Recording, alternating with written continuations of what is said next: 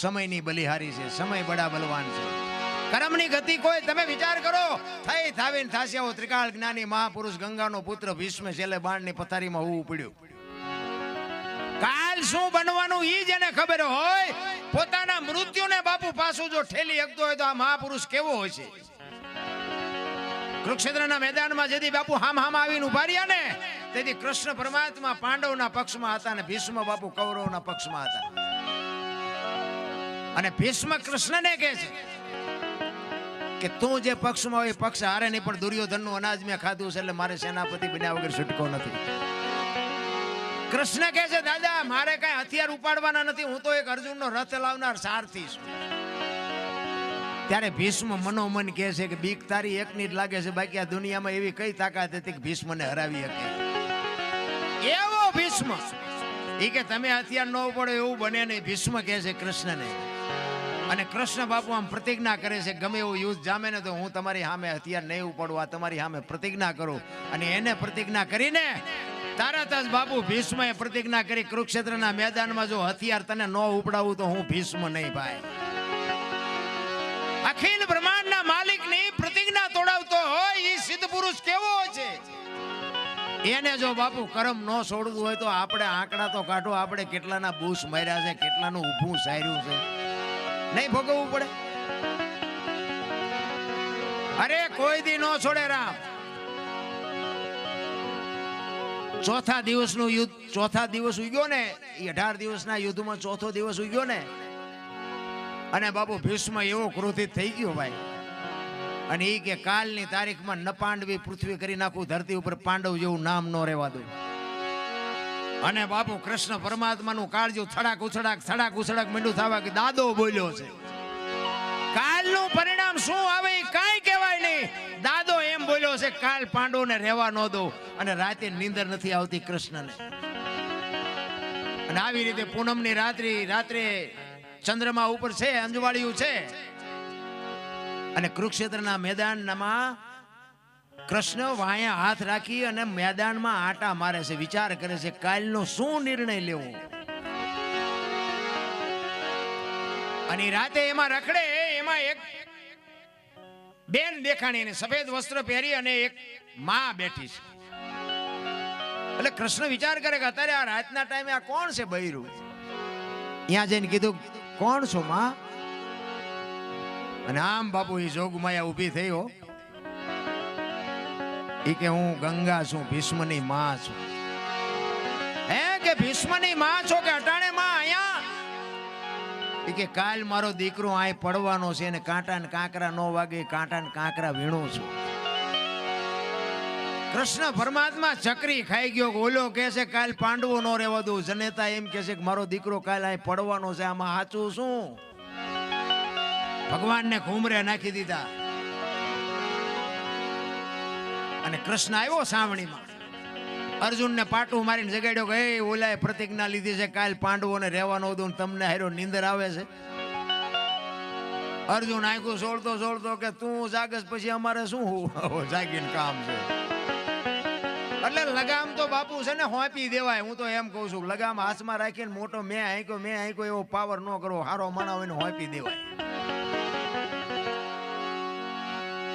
અને કૃષ્ણ વિચાર કરે છે, અર્જુનને કહે છે કે કાલ તારે આગેવાની શિખંડીની લેવાની છે. કાલ તું રથમાં આગળ શિખંડીને રાખજે. કારણ કે બાપુ કૃષ્ણએ કપટ તો કર્યું જ છે. એટલે અર્જુન એમ કે છે અમે હું બંગડીયું પહેરી છે શિખંડી. ઈ કે હું કહું એમ કરીને ભાઈ એમાં તમારા ડાળિયા નહીં આવે. અહીંયા હું કહું એમ કર, નકર કાલ ભીષ્મ છે ને મેદાનમાં દડે રમે એવું કરી નાખશે, કાંઈ નહીં રહેવા દે. તું શું માનસ ભીષ્મને? તું શું માનસ?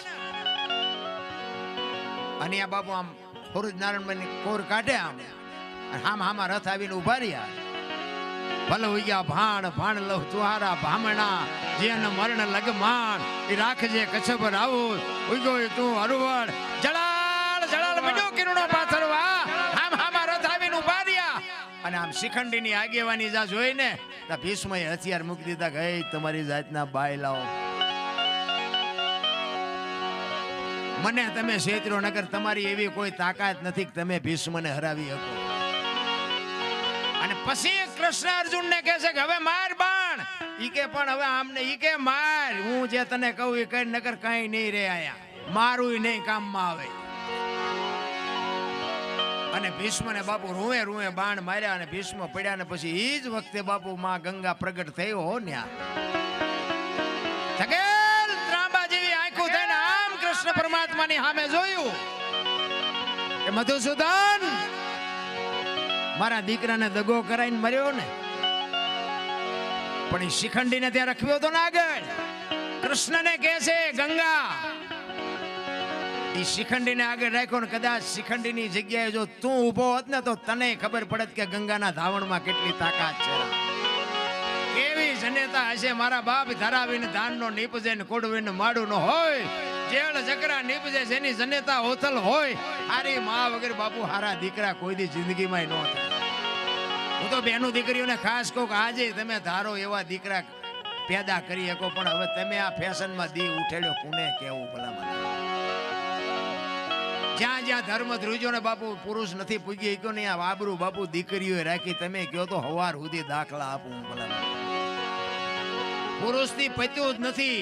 સગાળસાની ઝૂંપડી આવ્યો ને તેદી બાપુ દીકરો કપાયો. લાંબી વાત છે, ટૂંકામાં કહું. દીકરો કપાયો ને પછી કીધું તમે વાંચ્યા થઈ ગયા, હવે મારે ખવાય નહીં. એ થાળીને ઠેબુ મારીને ઉભો થઈ ગયો અને તેદી સગાળસા બાપુ ભાંગીને ભૂકો થઈ ગયા ને ચંગાવતી લગામ હાથમાં લીધી હતી. તેદી વાણિયાની દીકરી, વિચાર કરજો તમે, ઉંદરડું મારી શકે દીકરો કેમ કાપ્યો હોય છે. અને તેદી સગાળસાને કહે છે કે તમે બેહી જાઓ, હવે બાવાનું હું સંભાળી લઈશ.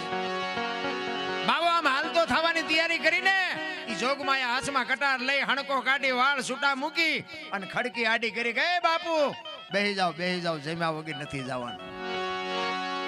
તેથી અખિલ બ્રહ્માંડનો માલિક મીંડો ધ્રુજવા બાપુ કે આ જોગમાયા શું કરશે. અને વાતે સાચી છે. આ છે ને આ બધી જોગમાયા છે, બાંધી મુઠી રાખવી. નકર જો ઈ ધારે ને કે પાણી નથી ભરવું તારું, કટકા કરી નાખો, નો ભરે રામ. એ હસવાય ત્યાં સુધી હાસવી લેજો. શક્તિ છે એ જ્યાં સુધી બધું હાલ્યું જાય ત્યાં સુધી સારું છે. બંધ મુઠીએ નકર રે ધોયેલ મૂળા જેવા. અને બૈરાની કિંમત તો ચારે થાય. બૈરું બહાર ક્યાં વયું જાય ને તારે 4-4 દિના યાઠા ભેગા થયા હોય, હંજવારી કાંઠે છે ને તઈ કિંમત થાય. દીકરી છે ને બાપુ, દીકરી છે. ચંગાવતી એમ કે છે બાપુ જમ્યા વગર જવાનું નથી, બેહી જાઓ. ઈ કે પણ તમે વાંચ્યા, ઈ કે પણ બીજો દીકરો જોવે છે ને, બીજું શું જોવે તમારે, બેહી જાઓ. તેદી બાપુ રણચંડી વાણિયાની દીકરી બનીને બોલતી હોય કે બાપ જાણી તને કહું છું બાબા, મારા પેટ છે મહિના 5, આશરો સીતારામનો કોઈ જો ના જાય નિહારા. ઈ કે બેહી જાઓ બાબા, જમ્યા વગર હવે નહીં દઉં જાવા. તેથી બાપુ આમ કટાર ઉપાડી કે હવે તો લડી લેવું છે, કદાચ માથું ઉતારવું પડે તોય શું. આમ કટાર કરી મારા પેટમાં 5 મહિનાનો ગર્ભ છે નહીં, ફાડીને બાવા રાંધીને તને ખવડાવું.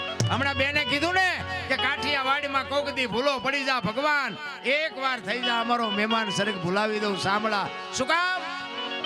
અમારા ઘરમાં એક દાણા હે તો તને રોટલો ખવડાવું છું, નકર પાણીનો લોટો ભરીને ઉભા રહીશું. પાણી એ નહીં હોય, દાણા નહીં હોય, તેથી દીકરા કાપીને ખવડાવું છું. પણ આવી તો કરો પાયડા. એક ઝૂંપડીએ બાપુ ક્યાં નથી આવ્યો. મીરા પાસે આવ્યો, સગાળસા પાસે આવ્યો, મોરધ્વજ રાજાને અહીંયા આવ્યો, સીબી રાજાને અહીંયા આવ્યા. નરસિંહ મહેતાના 52 કામ કર્યા. શું લોન લીધી છે ને? હું કામ 52 કામ કરવા પડે? આ ભગવતી બેઠી બાપુ, તમે એની અરે સુરતા રાખો. 52 નહીં, 52 કરે. હું સાક્ષી પૂરું તમારા.